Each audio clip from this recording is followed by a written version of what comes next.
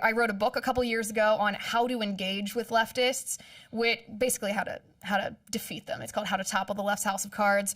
My viewpoints have actually changed just a little bit, not on political policy since then, but at the time that I wrote that, it was published in 2017, I thought, okay, people need to learn how to actually engage. It's such an intimidating thing, right, to talk to liberal friends or liberal family or people at your college and not know what to say, not have the exact response for a specific talking point from the left. And I thought, well, I work in this business. I know all of the answers to that. Let me write a handbook or a manual so that people can learn how to do that too.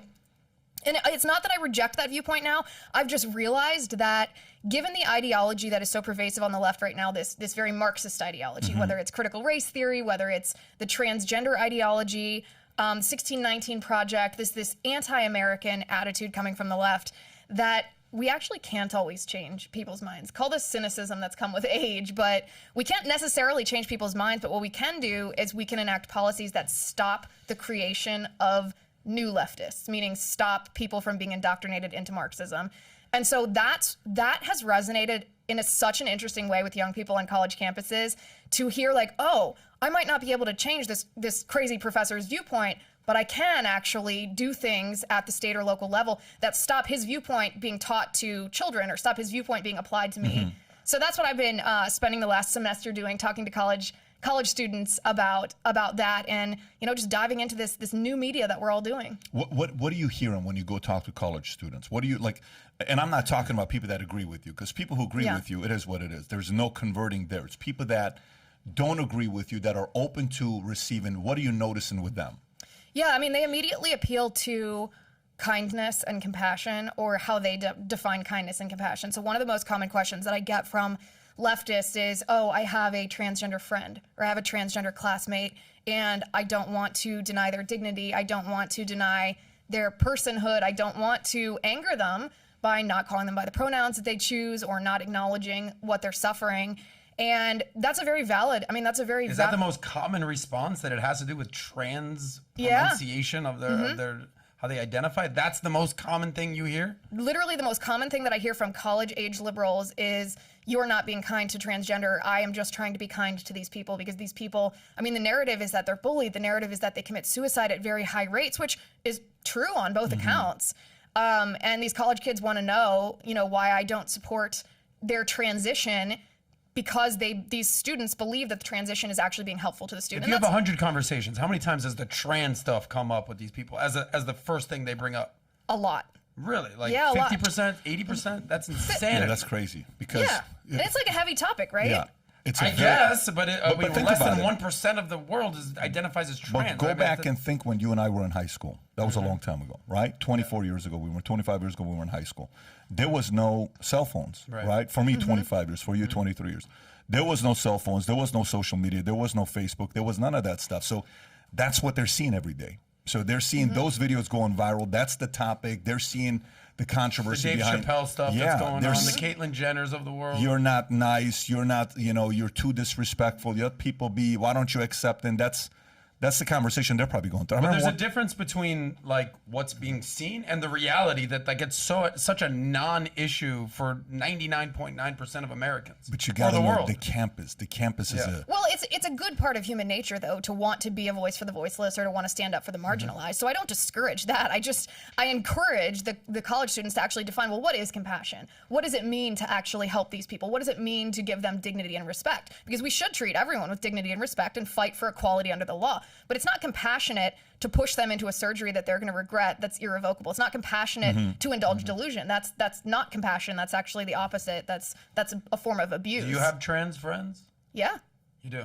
And how do you have those conversations with them? My trans friends tend to be conservative. Conservative trans friends? Yeah. Yeah. Okay. Give an example. Give an example of one. Chad Felix Green.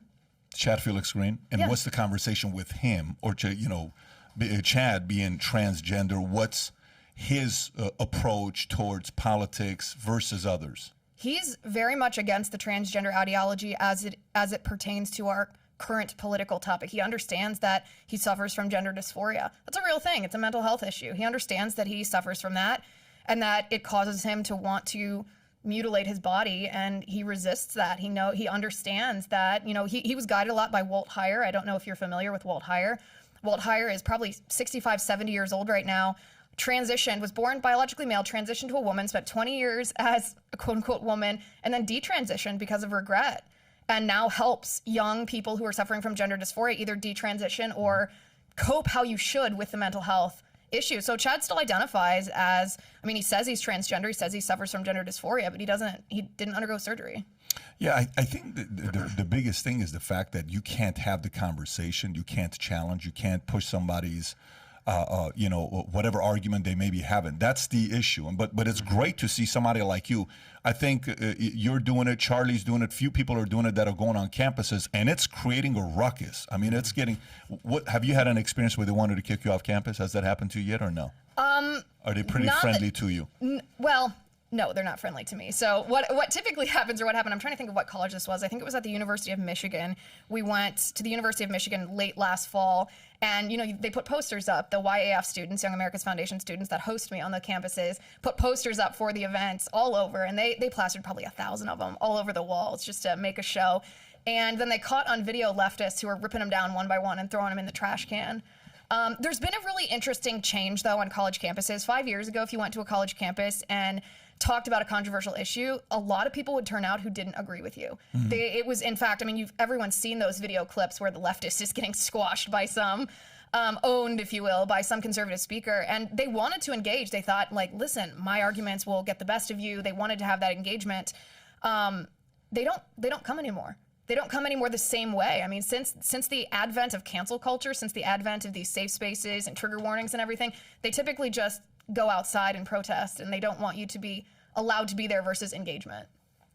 So you're saying they're trying to cancel you. They don't even want you on campus versus coming and debating you and engaging you and having open discourse. I always invite them. I actually always say before I go, anybody who disagrees with me, my producers will bring you to the front of the line at the question and answer. Wow. I want to engage with you. Are you speaking at a podium? Are you just going out and No, these talking are to people usually one-on-one with the mic? No, it's not man on the street. It's an event, a hosted event where, hundreds of people come, and it's in an auditorium generally, just like a lot of other speakers. It's a very common thing that happens in college campuses. Different clubs bring in different speakers. Yeah, but I love that, though. I love anything having to do with debate. I love it. I love your courage to go out there and have those conversations. We need way more people who have the courage like you to go out there and talk to people, especially opposition, to talk to these younger kids.